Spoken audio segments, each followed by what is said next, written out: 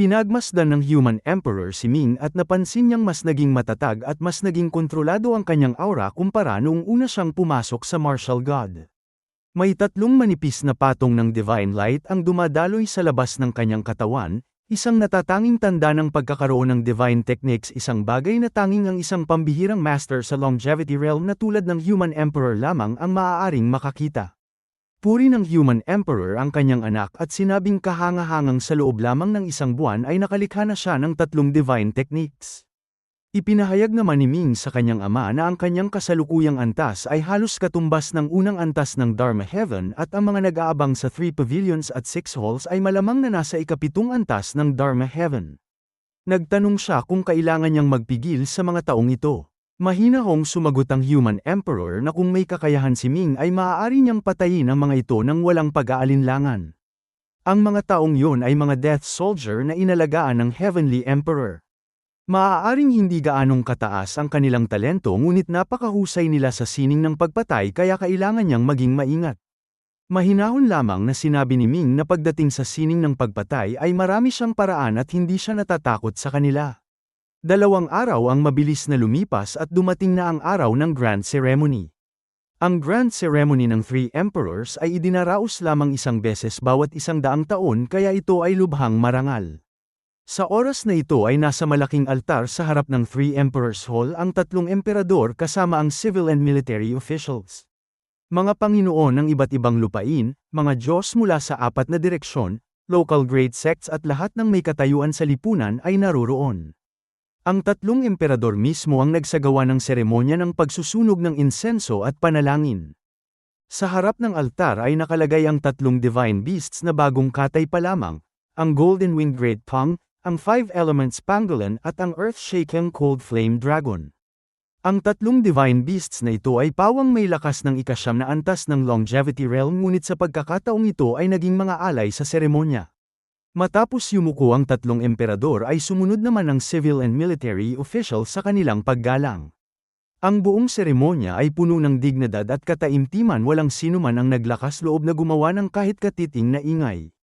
Tumagal ang seremonya ng 2 oras at ang huling bahagi ay ang pagpili ng 3 emperador ng kani-kanilang kinatawan para sa internal ritual. Ang naunang bahagi ng seremonya na pinangunahan ng 3 emperador ay tinatawag na external ritual.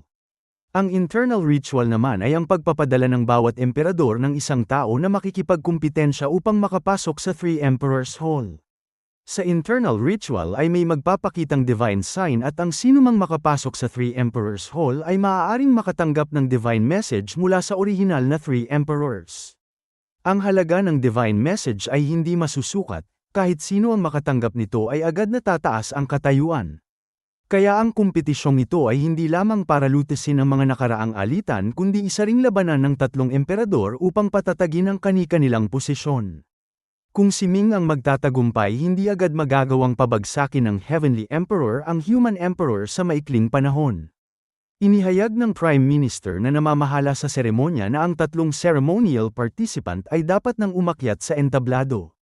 Sabay-sabay na umakyat si Ming at ang 2 pang kalahok. Paglitaw pa lamang ni Ming ay agad na nagbulungan ng mga tao sa ibaba dahil malinaw na ang pagpapadala ng Human Emperor sa kanyang Crown Prince ay isang bagay na hindi inaasahan ng karamihan. Nagulat ang mga tao at nagtanong kung bakit ipinadala ang Crown Prince dahil hindi ba ito mapanganib. Marahil ay napakahusay ng Crown Prince at sadyang may tiwala ito sa sarili, ngunit ang mga ipinadala ng Heavenly Emperor at Earthly Emperor ay hindi rin mga ordinaryong tao kaya maaaring nasa panganib ang Crown Prince. Ang 2 kasama ni Ming ay isang lalaki at isang babae. Ang lalaki ay nakasuot ng dilaw na damit at dilaw na sombrero na kangiti at may ordinaryong itsura at tila hindi sineseryoso ang kompetisyon. Ang babae naman ay may maitim na balat at seryoso ang ekspresyon, tahimik na nakatayo sa kanyang kinaroroonan. Pareho silang lumapit kay Ming at magalang na bumati sa Crown Prince, bahagyang tumango si Ming at sinabing hindi na kailangan ang labis na paggalang. Inanyayahan sila ng Prime Minister na magsimula at tinahak ng 3 ang landas patungo sa 3 Emperors Hall. Sa unahan ay may 3 pavilions at 6 halls at bawat isa ay kailangang dumaan sa isang pavilion, 2 hall at ang 81 steps. Si Ming ay dumaan sa gitnang landas. Hindi kalayuan ay nakatayo ang isang maliit na bilog na pavilion, Sa loob nito ay nakaupo ang 6 na tao na tahimik na parang mga estatwang bato. Gaya ng inaasahan ng 6 ay pawang nasa ika-7 antas ng Dharma Heaven at ang kanilang mga aura ay magkakaugnay na may dalang matinding pagpatay. Dahan-daang naglakad si Ming at nang may 30 hakbang na lamang ang layo sa pavilion ay lalo pa niyang binagalan ang kanyang paglalakad. Hindi dapat maliitin ang lakas ng 6 na nasa ika-7 antas ng Dharma Heaven at may kakayahan silang bumuo ng isang malakas na killing formation na ang pinagsamang lakas ay maaaring umabot sa ika-8 o maging sa ika-9 na antas ng Dharma Heaven. 10 hakbang, 5 hakbang, 3 hakbang at sa wakas ay pumasok siya sa pavilion at walang pag-aatubiling tumayo sa gitna ng 6 na tao. Ang ginawa ni Ming ay nagdulot ng pagkagulat sa 6 na kalaban. Sa kanilang inaasahan ay mananatili si Ming sa labas ng killing formation, ang kanyang diretsyong pagpasok ay isang bagay na hindi nila lubos na maunawaan. Ngunit isang saglit lamang ng pag-iisip at agad silang kumilos at hindi ito nakahadlang sa kanilang pag-atake. Sa isang iglap ay gumalaw ang 6 na tao at 6 na sinag ng espada ang biglang pumutok patungo sa mga mahahalagang bahagi ng katawan ni Ming. Sila ay mga master ng sword techniques at bihasa sa pag-assassinate at sa kanilang unang galaw pa lamang ay naramdaman ni Ming ang nakakasakal na intensyong pumatay na mahigpit na nag-target sa kanya. Isang malakas na sigaw ang pinakawalan ni Ming at ang invisible sword ay lumabas sa kakaibang anggulo na may dalang nakatatakot na puwersa, huli man nitong gumalaw ay naunahan pa rin ito ang kalaban at sinira ang isang sinag ng espada. Ang umatake ay nakaramdam ng isang malupit na puwersa na hindi kayang labanan at agad itong itinapon palayo na may dalang matinding sugat at pagsusuka ng dugo. Gaano man kalakas ang sword formation na ito ay sa mga mata ni Ming ay puno ito ng mga butas. Taglay ang kanyang 10-element calculation formation at ikalawang antas ng chaos calculation method, isang sulyap lamang ay agad niyang nakita ang paraan upang wasakin ang formation. Nang mawala ang isa sa 6 na espada ay agad na nagulo ang natitirang 5 sinag ng espada, hindi na nila mabuo muli ang killing formation at kanya-kanya na silang kumilos at dahil dito ay lalo silang hindi naging banta kay Ming. Ang invisible sword ay umikot at isang iglap na pinalipad ang 5 sinag ng espada. Kasabay nito ay sunod-sunod na kumurap ang anyo ni Ming ng 5 beses at ginamit ang Marvelous Heaven Stealing Feast. Sunod-sunod na malalakas na pagsabog ang narinig at ang 5 kalaban ay biglang tinamaan na parang tinamaan ng kidlat, ang kanilang mga likod ay tinamaan ni Ming at lahat ay bumagsak na may malubhang sugat at hindi na makatayo. Ang Marvelous Heaven Stealing Feast ay bihasa sa sining ng pagnanakaw na nagiging dahilan upang ang kalaban ay hindi namamalayang tinatamaan na pala sila at hindi sila pinatay ni Ming at kung gugustuhin niya mga bangkay na sana sila ngayon. Hindi ginamit ni Ming ang kanyang divine form ni ang kanyang artifact. Sa pamamagitan lamang ng kanyang sariling kakayahan ay madali niyang natalo ang 6 na malalakas na kalaban. Ang mga nanunood sa labas ay hindi makapaniwala sa kanilang nakita, ganoon na lamang ba kadaling natalo ng Crown Prince ang mga kalaban. Samantalang ang 2 pang kalahok ay nagpapatuloy pa rin sa kanilang mahihirap na laban. Pagkatapos dumaan sa pavilion ay narating ni Ming ang isang hall. Sa normal na sitwasyon ay ang kinatawan ng Heavenly Emperor ang dapat na naroroon ngunit dahil napakabagal nito at kasalukuyan pang nakikipaglaban ay wala ito roon upang hintayin siya. Ngunit nagpadala ang Heavenly Emperor ng 6 na karagdagang tao upang maghintay sa hall na ito. Ang 6 na ito ay nasa ika-7 antas din ng Dharma Heaven ngunit ang kanilang mga aura ay ganap na naiiba sa naunang 6, ang kanilang presensya ay lubhang matatag at may natatanging tindig. Hindi sila tulad ng mga assassin na Death Soldier kundi tunay na mga henyong mandirigma. Magalang silang bumati kay Ming at yumuko bilang paggalang sa Crown Prince. Kinilala ni Ming ang kanilang pagbati at sinabing hindi sila mga ordinaryong tao. Isa sa kanila ang nagsalita at ipinaliwanag na silang 6 ay mula sa Legendary Academy at inutusang makipaglaban sa Crown Prince. Bahagyang nangunot ang noo ni Ming nang malamang ang 6 na ito ay galing pala sa Legendary Academy. Sinabi ng isa pa na nasaksihan nila ang kakayahan ng Crown Prince, ang kanyang lakas ay kahanga-hanga at ang kanyang mga suntok ay puno ng karunungan at taos-puso silang humahanga. Ngunit pinutol ni Ming ang kanilang mga papuri at sinabing itigil na ang mga walang kabuluhang salita at simulan na nila ang laban. Nagtinginan ng 6 at biglang bumuo ng isang bilog bawat isa ay nakaharap sa iba't ibang direksyon at nagtayo ng 6 Harmony Sword Formation. Si Ming na bihasa sa formations ay agad na naunawaan ang kahanga-hangang katangian ng 6 Harmony Sword Formation na ito. Kapag ginamit ang formation na ito, ang anim na espada ay nagiging parang isang espada, sabay-sabay silang kumikilos at ang kanilang lakas ay nagsasama-sama. Nang mabuo na ang sword formation ay mabilis na nagsimulang umikot ang anim na tao sa napakabilis na paraan. Pagkaraan ng isang paghinga ay hindi na makilala ang kanilang mga anyo, isang bilog na anino na lamang na mabilis na gumagalaw ang nakikita at paminsan-minsan ay may kumikislap na liwanag ng espada. Tahimik na nakatayo si Ming ngunit lihim na ginagamit ang Return ng Origin Great True Force. Ang lakas na ito ay may kakayahang mag-ipon ng kapangyarihan mula sa iba't ibang galaw. Sa kasalukuyang kakayahan ni Ming ay kaya niyang mag-ipon ng 3 ulit na lakas ng pag-atake at ilabas ito sa iisang galaw na may 3 ulit na pinsala. Unti-unting tumaas ang kanyang lakas hanggang sa marating nito ang sukdulan. Sa sandaling ito ay biglang may lumabas na espada mula sa umiikot na liwanag, isang pag-atake na ubod ng bilis at ubod ng bagsik na katutok mismo sa pagitan ng mga kilay ni Ming. Kahit na si Ming ay yumuko, tumalon o umiwas sa kaliwa o kanan, ang liwanag ng espada ay susunod na parang anino at talagang imposible itong iwasan. Mabuti na lamang at hindi ito binalak iwasan ni Ming. Sa unang pagkakataon ay ginamit niya ang Heaven Turning Sword Seal, isang malakas na pagkulog ang umalingaw-ngaw sa kalawakan at isang marangal na liwanag ng espada ang lumitaw na nagpakawalan ng 5 Elements Heaven Turning Seal. 5 kulay ng liwanag ang nagsalikop at bumuo ng isang malaking selyo na buong bagsik na sumalakay.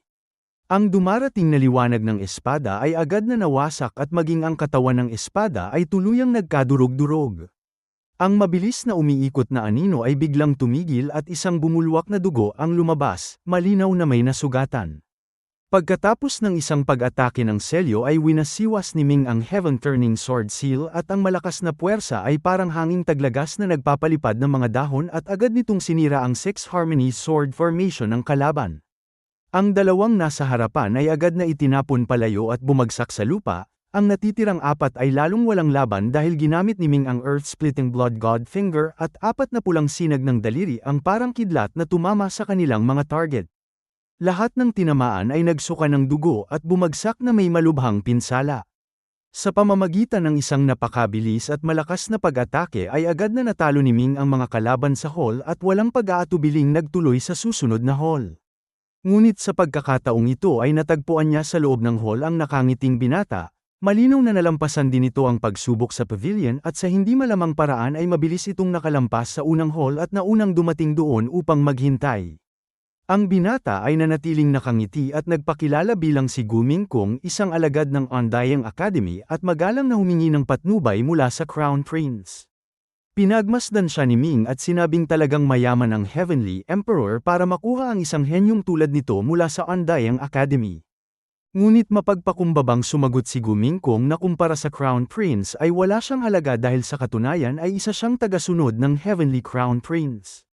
Alam ni Ming na ang mga napakahuhusay na henyo ay kadalasang may grupo ng mga talentadong tagasunod sa kanilang paligid at sa hinaharap ay tiyak na magkakaroon din siya ng maraming tagasunod. Nang malaman niya ang tunay na pagkakakilanlan nito ay hindi na niya itinago pa ang kanyang lakas at direktang inilabas ang kanyang divine form. Isang chaos na divine light ang pumailan lang sa langit at bago pa man makita ni Gu Mingkong kung ano ang nasa loob ng chaos na liwanag ay marahas ng hamampes ang Heaven Turning Sword Seal. Sa isang pag-atake ng espada ay nagbago ang kulay ng langit at lupa, ang hangin at ulap ay nagalit at walang makakapigil sa puwersa nito. Biglang nagbago ang mukha ni Gu Mingkong at mabilis na nagpakawala ng isang atake ng palad. Isang malaking gintong bakas ng palad ang lumitaw sa kalawakan na parang tunay na hinulma mula sa ginto na mabigat at matibay na tila hindi kayang sirain. Isang matunag na tunog ang umalingaw-ngaw at ang Heaven Turning Sword Formation ay agad na pinalipad ang gintong bakas ng palad saka mas lalong bumilis at tumama sa dibdib ni Gu Mingkong. Isang mahinang daing ang pinakawalan nito at diretsyong lumipad palabas ng hall, pagbagsak nito sa lupa ay bumaon ang kanyang dibdib at ang kanyang mga laman loob ay lubhang nasugatan, halos mamatay sa tindi ng pinsala. Puno ng pagkagulat at hindi makapaniwala si Gu Mingkong dahil hindi niya inaasahang ganoon na lamang kalakas si Ming. Ngunit hindi na ito pinansin ni Ming at binawi niya ang kanyang Chaos Divine Form at hindi man lamang tumingin sa natalo. Direkta siyang lumabas ng hall at tumungo sa unang baitang ng 81 steps. Nang tumuntong si Ming sa 81 steps ay biglang nag-iba ang mga ekspresyon ng mga nanunood. Noong una ay hindi sila umaasa sa Crown Prince, bagaman marangal ang kanyang katayuan, ang mga ipinadala ng Heavenly Emperor ay mga henyo mula sa Legendary Academy. Ngunit hindi nila inaasahang hindi lamang nagwagi si Ming kundi ginawa pa niya ito ng napakadali at tila hindi man lang niya ginamit ang kanyang buong lakas. Nagtataka ang mga tao kung gaano nga ba kalakas ang Crown Prince. Sa pavilion ay tinalo niya ang 6 na nasa ikapitong antas ng Dharma Heaven na tila hindi man lang seryoso. Kahit noong sinira niya ang Six Harmonies Sword Formation sa hall ay saglit lamang niyang inilabas ang kanyang divine form at wala yata kahit 2 o 3% ng kanyang lakas ang ginamit niya. Ang pakiramdam ng mga tao sa Crown Prince ay isang malalim at hindi masukat na karagatan. Ang mga laban sa pavilion at hall ay parang isang matandang naglalaro at nananakit ng grupo ng mga bata, isang panig na pang-aapi. Ngunit ang mga kalaban niya ay pawang nasa ikapitong antas ng Dharma Heaven at bumuo pa ng killing formations, at paano naging ganoon kadali ang tagumpay ng Crown Prince. Nauunawaan na ngayon ng mga tao kung bakit ipinadala ng Human Emperor ang Crown Prince. Ang Crown Prince ay talagang nakatatakot at lahat sila ay minamaliit siya. Kung walang aberya ay tiyak na malalampasan ng Crown Prince ang 81 steps at makikita ang mga estatwa ng orihinal na 3 emperors at magbubukas ng divine sign. Sa bawat pagkakataong may lumitaw na divine sign ay ang mga nakasaksi nito ay nakatatanggap ng napakalaking pakinabang at karamihan sa kanila ay naging isa sa 3 emperador.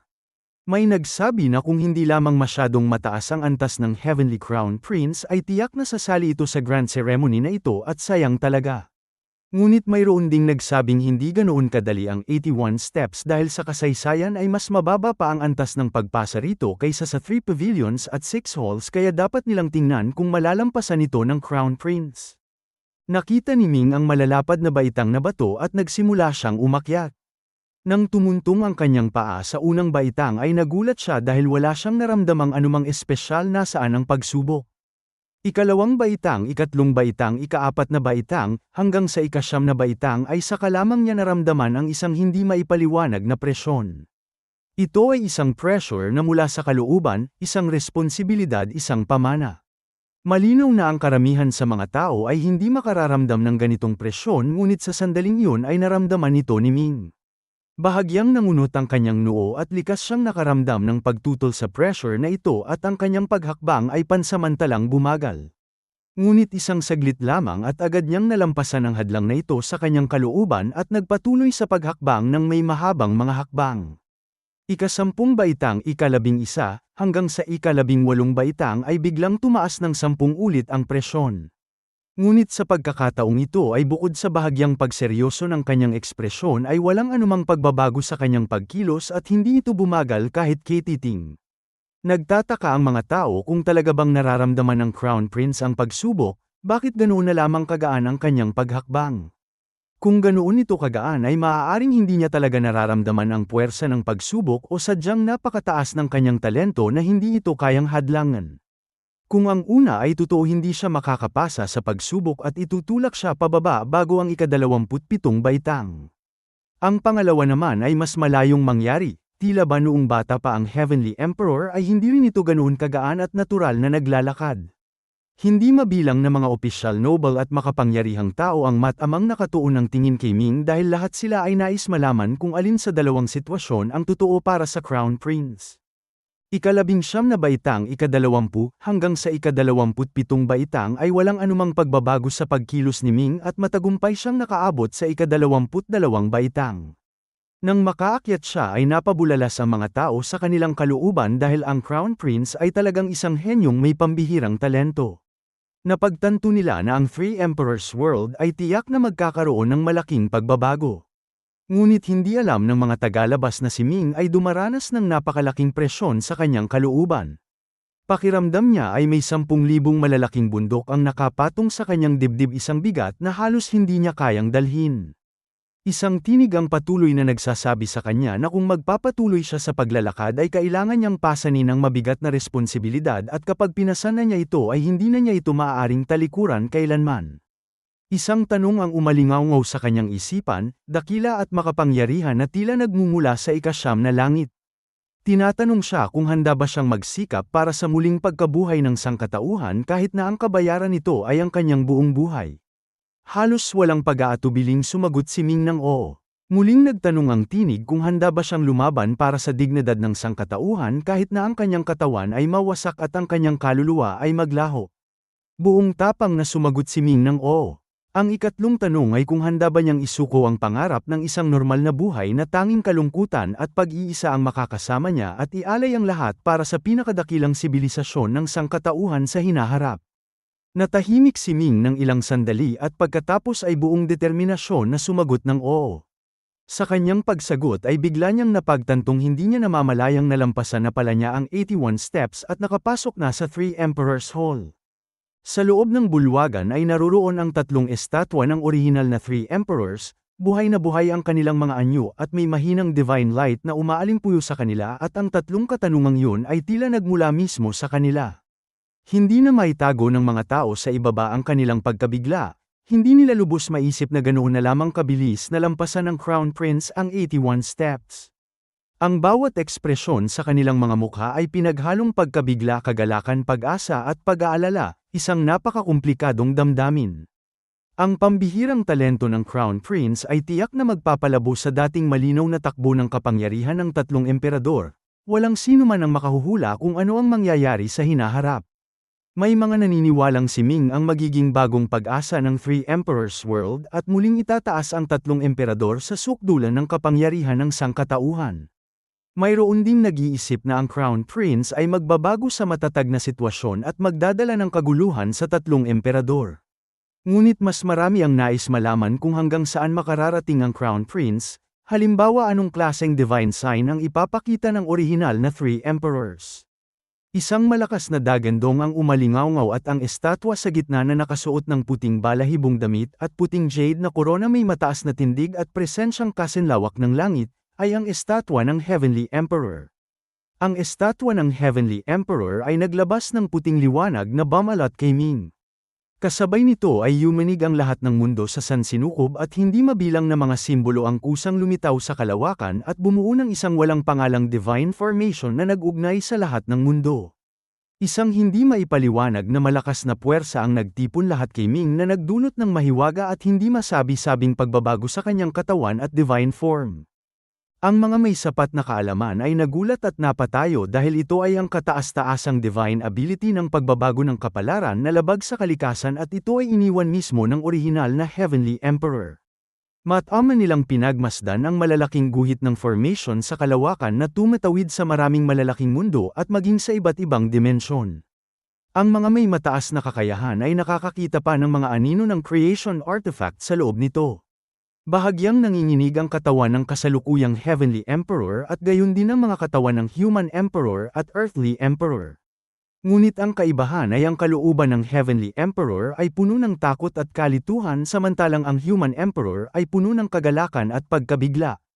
Ang damdamin naman ng Earthly Emperor ay mas komplikado dahil hindi niya masabi kung dapat ba siyang matuwa o mag-alala. Hindi namamalayang lumapit ang Earthly Emperor sa tabi ng Human Emperor at bahagyang umatras ng kalahating hakbang bilang formal na paggalang at binati ito. Mahina hong nagtanong ang Human Emperor kung ano ang dapat niyang ikatuwa. Ipinaliwanag ng Earthly Emperor na ang kalooban ng Heavenly Emperor ay kusang nagpasimula ng formation upang baguhin ang kapalaran ng Crown Prince dahil nangangahulugan nito na ang Crown Prince ay itinalaga na bilang susunod na tagapagmana ng Heavenly Emperor. Gaano man kahenyo si Si Kongzun at gaano man karami ang sumusuporta sa kanya ay hindi na nito mababago ang katotohanan ito. Hindi pa man natatapos ang kanyang pangungusap ay isang kidlat ang bumagsak at nag-iwan ng marka sa pagitan ng mga kilay ni Ming, isang mahiwagang puting simbolo. Ito ay isang sinaunang karakter na Heaven na nangangahulugang si Ming ay opisyal nang itinalaga ng kalooban ng orihinal na Heavenly Emperor bilang susunod na tagapagmana nito. Bagaman nasabi na ng Earthly Emperor ang kanyang hula ay labis pa rin siyang namangha nang makita ang sinaunang karakter na Heaven sa pagitan ng mga kilay ni Ming. Nakangiti niyang tinanong ang Human Emperor kung kumusta ito. Ang Human Emperor naman na hindi inaalis ang tingin kay Ming ay sinabing kung nagpakita ang Heavenly Emperor ay tiyak na hindi magpapahuli ang Earthly Emperor at Human Emperor at siya ay sabik ng malaman kung ano ang susunod na mangyayari. Napangiti ang Earthly Emperor at naisip na ang Human Emperor ay hindi lamang sabik at ito ay labis na sabik. At gaya ng inaasahan nang mawala ang mga guhit ng kataas-taasang divine ability ng pagbabago ng kapalaran ay biglang nagliwanag ang mga mata ng estatwa ng Earthly Emperor. Dalawang gintong sinag ang lumabas at diretsyang pumasok sa mga mata ni Ming. Sa loob ng gintong liwanag ay may hindi mabilang at hindi makitang mga simbolo na lumilipat mula sa mga mata ng Earthly Emperor patungo sa mga mata ni Ming. Namangha ang mga nakakakita at nagtanong kung ito na nga ba ang maalamat na Three Realms Grand Blessing Art na may kakayahang walang hanggang itaas ang kaluluwa at katawan ng isang tao. Noong unang panahon ay ginamit ito ng Earthly Emperor sa 3,000 alagad at lumikha ng hindi mabilang na mga henyo. Bawat isa sa kanila ay naging isang malaking puwersa sa buong kasaysayan at marami sa kanila ang nagtatag ng sarili nilang sibilisasyon. Ngunit ngayon ay ginamit lamang ito sa iisang tao, ang Crown Prince, at kaya ano kaya ang magiging epekto nito? Nang mawala ang gintong liwanag ay lumitaw sa itaas ng kaliwang tainga ni Ming ang isang sinaunang karakter na Earth, ngunit agad din itong naglaho. Nagkagulo ang mga tao. Ito ba ay nangangahulugang siya rin ang magiging tagapagmana ng Earthly Emperor sa hinaharap? Lubos na silang naguluhan at hindi na nila lubos na maunawaan ang sitwasyon. Maging ang Human Emperor ay naguluhan at hindi sinasadyang tumingin sa Earthly Emperor. Umiling ang Earthly Emperor at sinabing ang Heavenly Emperor at Earthly Emperor ay parehong pumili ng iisang tao, isang bagay na hindi pa nangyayari kailanman at hindi rin niya alam kung bakit ito nangyari. Habang sila ay nag-uusap ay biglang kumilos ang estatwa ng Human Emperor, isang divine book na nagliliwanag ng libong liwanag ang lumitaw sa himpapawid. Isa-isang bumukas ang mga pahina nito at hindi mabilang na mga teksto ang naging mahiwagang mga karakter na sunod-sunod na pumasok sa mga tainga ni Ming. Hindi ito naririnig ng ibang tao, ngunit si Ming ay nakakarinig ng sinaunang at puno ng karunungang pag-awit ng mga teksto at bawat tunog ay pumapasok sa kanyang mga tainga at bawat karakter ay nakaukit sa kanyang puso. Biglang gumaan ang pakiramdam ng Human Emperor at nakangiti niyang sinabi na ito ang Divine Book na iniwan ng orihinal na Human Emperor at tiyak na mayroon itong napakahalagang nilalaman. Milyon-milyong mga karakter ang sunod-sunod na bumagsak sa loob ng mahigit isang oras bago ito tuluyang tumigil. Nang tuluyang bumagsak ang lahat ng mga karakter ay naglaho ang Divine Book, naglaho ang Divine Sign at sa itaas ng kanang tainga ni Ming ay lumitaw ang isang sinaunang karakter na human at ang buong lugar ay nanahimik ng lubos. Sa wakas ay tila nagising si Ming mula sa kanyang parang panaginip na karanasan, nagtaka siyang tiningnan ang mga estatwa at ang kanyang ekspresyon ay bahagyang natigilan. Isang iglap na pumunta ang Human Emperor sa kanyang harapan at hinawakan ang kanyang kamay at dahan-dahan silang bumaba sa mga baitang. Hindi mabilang na tao ang sabay-sabay na sumigaw ng papuri dahil ang napili ng kalooban ng orihinal na Three Emperors bilang susunod na tagapagmana ay isang bagay na hindi na mababago ng anumang puwersa. Kahit ang kasalukuyang Heavenly Emperor ay kailangan ng maging magalang sa Crown Prince at syempre ang posisyon ng kasalukuyang Human Emperor ay magiging lubhang matatag, sa pinakamababa ay makakapantay na siya ng Heavenly Emperor. Sa kabila ng napakalakas na papuri na parang alon sa dagat ay nanatiling tahimik ang puso ni Ming, higit pa sa kasalukuyang karangalan ay mas matimbang ang bigat ng responsibilidad na kanyang nararamdaman. Noong siya ay nasa mga baitang at sinasagot ang mga tanong ng tatlong emperador ay naunawaan na niyang hindi magiging madali ang landas na ito. Noong unang panahon ay nabigo ang human ancestor at gaano kalaki ang tsansa niyang magtagumpay. Ang matandang Heavenly Emperor ay dahan-daang lumapit at bahagyang yumuko bilang pagbati, ngunit wala itong sinabi. Bilang paggalang ay yumuko rin si Ming at pagkatapos ay sinabi ng Human Emperor na oras nang umuwi at sa isang iglap na kislap ng liwanag ay naglaho silang dalawa at bumalik sa Human Imperial Palace. Sa loob ng palasyo ay sinabi ng Human Emperor na dapat agad na umalis si Ming sa Three Emperors World at gamitin ang pagkakakilanlang Yeming sa kanyang paglalakbay sa mundo. Hanggat hindi pa nahihigitan ng kanyang lakas ang kanyang ama ay hindi muna siya dapat bumalik. Ang kanyang tinig ay lubhang mabigat at puno ng malalim na pag-aalala. Nagulat si Ming dahil ang akala niya ay maaari na siyang manatili sa Three Emperors World na napapaligiran ng karangalan at walang pag-aalala. Bakit ganito ang sinasabi ng kanyang ama?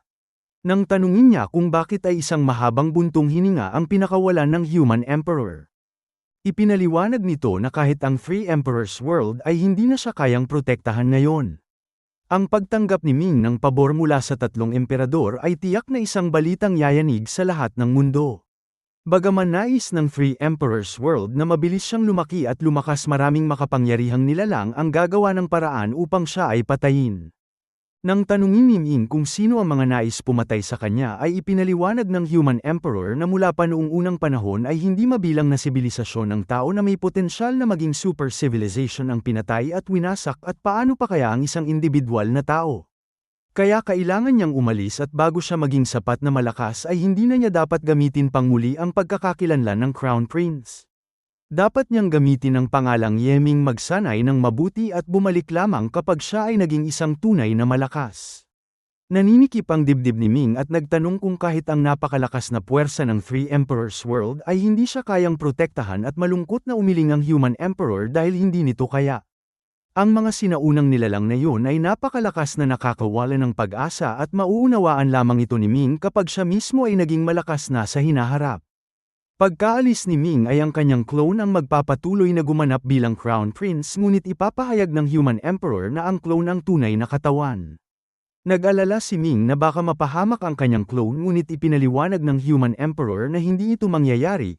Ang talento ng clone ay hindi kasinlalim ng kay Ming, kaya hindi ito dapat makapukaw ng atensyon ng mga sinaunang nilalang na yon. Siyempre ay gagawin ng Human Emperor ang lahat upang sanayin ang clone at ipakita ang sapat na talento upang hindi maghinala ang labas. Tumango si Ming at pumayag, at babalik siya sa Tianyuan Continent at gagamitin ang pagkakakilanlang Yeming. Pinaalalahanan siya ng Human Emperor na kung may sinumang nakakaalam ng kanyang tunay na pagkakakilanlan ay dapat niya itong patayin. Naalala ni Ming si Zuo Daohuang na nakatuklas na siya at si Long Xiaobai ay iisang tao, at mukhang hindi na maaaring hayaang mabuhay pa ang taong ito. Pagkatapos ay ibinigay ng Human Emperor kay Ming ang isang singsing na may sinaunang disenyo na naglalaman ng bahagi ng resources na maaari nitong magamit, 100 milyong eternal coins na magsisilbing resources para sa kanyang pag-unlad sa hinaharap. Bukod pa rito ay sinabi ng Human Emperor na kung makatagpo si Ming ng problema ay maaari siyang lihim na makipag-ugnayan dito, at gagawin nito ang lahat upang malutas ito.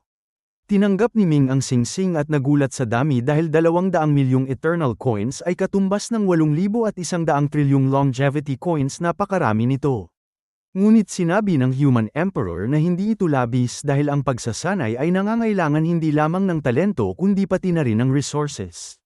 Ang isang malaking mundo ay maaari lamang mag-alaga ng ilang mga master sa ika-9 na antas ng longevity realm, kaya ang 200 milyong eternal coins ay hindi talaga ganoon kalaki. Tumango na lamang si Ming. Nagpatuloy ang Human Emperor at sinabing hindi mabilang na sibilisasyon ng tao ang winasak ng mga makapangyarihang nilalang na yun, kaya mayroon siyang isang mungkahi. Kung nais ni Ming na tunay na makalayo sa landas ng martial arts ay dapat muna niyang palakasin ang kanyang sarili at maging tagapagdala ng sibilisasyon. Nagtaka si Ming at nagtanong kung ano ang ibig sabihin ng kanyang ama. Isang malungkot na buntong hininga ang pinakawala ng Human Emperor at sinabing ito ay isang mungkahing walang ibang pagpipilian. Ang lakas ng isang individual ay may limitadong impluwensya, kaya ito ay mas ligtas. Ngunit kung ang isang buong sibilisasyon ay biglang umunlad ay agad itong sasailalim sa pagsupil at pagkawasak. Kapag nawasak ang sibilisasyon ay ang mga malalakas na ipinanganak mula rito ay mahihirapang protektahan ang kanilang sarili. Sa kabilang banda, kung ang isang tao ay sapat na malakas upang buhatin ang isang buong sibilisasyon ay mas kakaunting pagsupil ang kanyang mararanasan. Ang Supreme Academy ng Sangkatauhan ay umaasang makalikha ng mga ganitong uri ng tao, at bilang halimbawa ay binanggit niya ang Confucian Master, isang taong nagdadala ng buong sibilisasyon ng Confucianism sa kanyang sarili. Ang kanyang lakas ay sapat na upang magtatag ng isang super civilization, ngunit hindi niya ito ginawa, at sa halip ay matiyagang naghihintay ng tamang panahon. Labis na nagulat si Ming dahil ibig bang sabihin ng kanyang ama ay may ganap na kakayahan ang Confucian Master na magtatag ng isang super civilization. Kinumpirma ito ng Human Emperor. Sa isang pag-iisip lamang ng Confucian Master ay agad na maaaring tumaas ang antas ng sibilisasyon ng Confucianism, ngunit hindi niya ito ginawa dahil hindi pa ito ang tamang panahon. Kung sa hinaharap ay may 10 tulad ng Confucian Master o kahit 100 tulad niya, ito ay magkakaroon ng sabay-sabay na pagsabog ng super civilization ng sangkatauhan.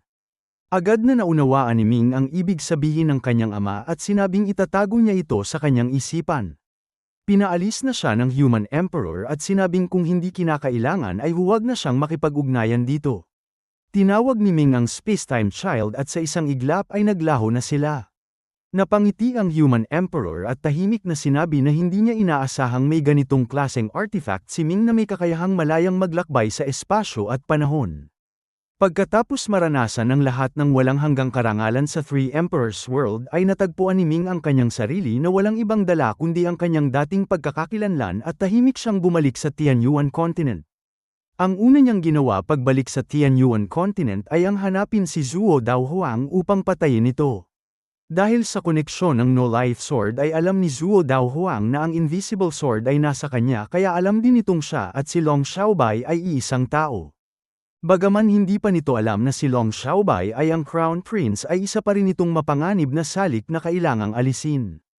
Bukod pa rito ay talagang hindi niya gusto si Zuo Daohuang at hindi lamang isang beses silang nag-away kaya ang pagpatay dito ay hindi magdudulot ng pagkabagabag sa kanyang konsensya. 1,000 milya mula sa Sword Pool ay may isang tambak ng lupa.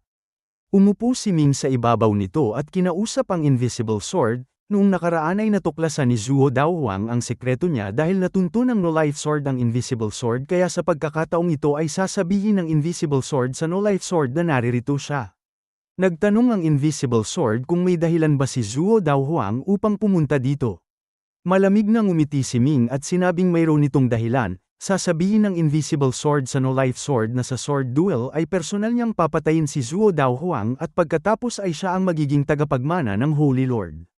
Pumayag ang Invisible Sword at sinabing susubukan ito. Kung talagang pupunta si Zuo Daohuang ay tunay na naghahanap ito ng sariling kamatayan at pagkasabi nito ay naglaho ang Invisible Sword sa isang iglap.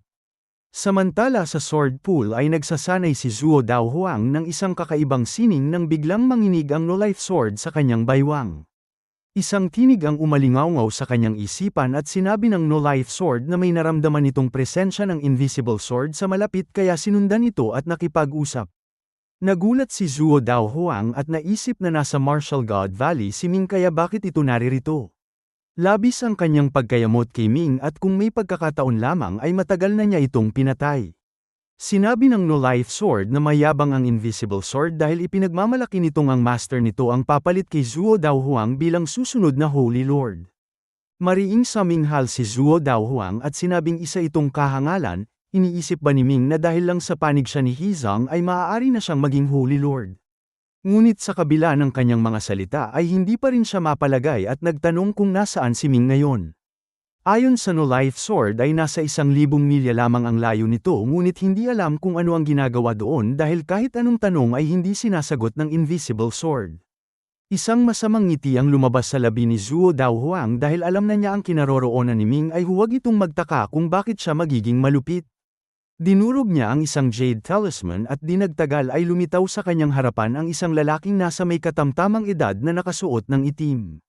Mabilis na tumayo si Zuo Daohuang at magalang na bumati. Si Elder Shu ay isang mahalagang tao sa Sword Pool na nasa ikalawang antas ng Longevity Realm at ang kanyang katayuan ay sunod lamang kay Hizang.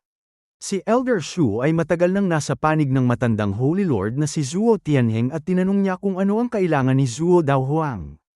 Ipinaliwanag ni Zuo Daohuang na ang alagad ng matandang Hizang na si Yeming na nakakuha ng pwesto noon ay nasa malapit lamang at tila hindi alam ni Hizang na bumalik ito. Nais niyang samantalahin ang pagkakataong ito upang patayin ang taong ito at tinanong kung maaari siyang tulungan ni Elder Shu.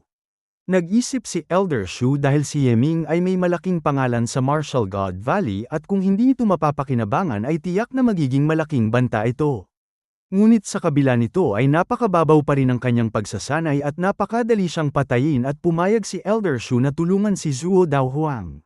Samantala sa ibabaw ng tambak ng lupa ay nakaupo si Ming at si Xiaohua ay nakadapo sa kanyang balikat masayang kumakain ng mga pinatuyong karne. Ang mga pinatuyong karne na ito ay hindi ordinaryo. Gawa ang mga ito mula sa mga bihirang spirit beasts at divine beasts inihanda sa espesyal na paraan may mataas na nutrisyon masarap ang lasa at natural na may kamahalan. Ang isang pirasong kasinlaki ng daliri ay nagkakahalaga ng hindi bababa sa 10,000 longevity coins. Ang masaklap pa ay ang pusa ay patuloy na kumakain araw-araw, ang gastos sa mga pinatuyong karne pa lamang ay ilang 10 milyong longevity coins bawat araw at hindi pa kasama rito ang iba pa nitong merienda tulad ng spirit fruits at mga gamot. Kung hindi yumaman si Ming kamakailan ay talagang hindi niya kayang buhayin ang pusa na ito. Hinaplos ni Ming ang makintab na balahibo ni Xiaohua at sinabing may darating na tao upang patayin siya kaya kailangan itong patayin ang taong yun. Si Xiaohua ay isang profesional na kumakain at sa harap ng masasarap na pagkain ay natural na hindi ito tatanggi at mabilis itong tumango bilang pagsang-ayon. Sa sandaling yun ay isang malakas na tunog ang umalingaw-ngaw mula sa himpapawid at dalawang tao ang bumaba. Isang nasa may katamtamang edad at isang binata na sina Elder Shu at Zuo Daohuang. Tiningnan ni Zuo Daohuang si Ming na parang isa itong patay na at sinabing muli silang nagkita at tinawag pa niya itong Long Xiaobai. Nanatiling nakaupo si Ming at kumuha ng isang piraso ng pinatuyong karne upang nguyain, tama nga si Xiaohua talagang masarap ito. Pagkatapos ay tinanong niya si Zuo Daohuang kung may iba pa bang nakakaalam ng kanyang sikreto bukod dito. Malamig na tumawa si Zuo Daohuang at sinabing tila natatakot si Ming na mabunyag ang sikretong ito ngunit wala naman yatang masama rito.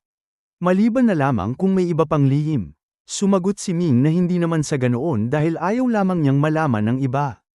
Ayon kay Zuo Daohuang ay siya pa lamang ang nakakaalam nito ngunit ang lahat ng ito ay hindi na mahalaga dahil patay na si Ming. Matigas at malupit ang kanyang tinig, tila ba siguradong sigurado na siyang mapapatay si Ming. Ngunit hindi nagbago ang ekspresyon ni Ming at nagtanong kung papatayin ba siya nito dahil siya ay alagad ni Holy Lord Hizong kahit sa pangalan lamang. Mariing sumagot si Zuo Daohuang na kapag namatay si Ming ay paano malalaman ng matandang Hizong na siya ang pumatay. Noon pa man ay laging nauuna sa kanya si Ming ngunit ano ang halaga nito ngayon? Malapit na itong mamatay at ang lahat ng taglay nito ay maglalaho na parang abo at walang makakaalala rito. Samantalang siya ay papasok sa Sword Realm at magiging isang dakilang tao. Umiling si Ming at sinabing napakaraming daldal nito, ang isang walang kwentang tulad nito ay nangangarap maging isang dakilang tao at talagang katawa-tawa ito. Malamig na tumawa si Zuo Daohuang at sinabing walang saysay ang magsalita ng marami dahil malapit na itong mamatay. Kumaway siya sa kanyang kasama ngunit hindi kumilos si Elder Shu, nagulat si Zuo Daohuang at lumingon at nakita niya si Elder Shu na puno ng takot matamang nakatitig sa maliit na pusa na nasa balikat ni Ming. Naramdaman niyang may hindi magandang nangyayari at tinanong kung ano ang problema. Lumunok ng laway si Elder Shu dahil mula pa sa kanilang pagdating ay naramdaman na niya ang nakatatakot na intensyong pumatay. Ang maliit na pusa sa kanyang mga mata ay isang halimaw mula sa sinaunang panahon at isang nakatatakot na nilalang na imposibleng labanan. Hindi pa man nakikipaglaban ay nawala na siya ng loob at ang kanyang kalooban ay puno ng matinding takot. Biglang nagiba ang tono ni Elder Shu at sinabing si Yeming ay alagad ni Holy Lord Hizong at paano nila ito maaaring patayin. Pinagalitan niya si Zuo Daohuang at sinabing napakawalang isip nito at pagbalik nila ay isusumbong niya ito kay Holy Lord Hizong upang ang matandang Holy Lord ang magparusa sa walang alam na batang ito. Hindi tanga si Zuo Daohuang at agad na naunawaan niyang may nagbago sa sitwasyon, tiyak na may naramdaman si Elder Shu na nakatatakot na panganib kaya ganoon na lamang ang sinasabi nito. Mabilis na gumalaw ang kanyang mga mata at sadyang nagtanong kung bakit pinoprotektahan ni Elder Shu ang taong ito. Mariing sinabi ni Elder Shu na napakabuti ng kanyang relasyon kay Holy Lord Hizong at hindi ba ito alam ni Zuo Daohuang? Kahit na ang lolo pa ni Zuo Daohuang ang matandang Holy Lord o maging si Zuo Daohuang pa mismo ang maging Holy Lord ay hindi ito maaaring maging ganito kawalang disiplina. Nainip na si Ming at sinabing itigil na nila ang pag-arte at inutusan si Xiaohua na umatake.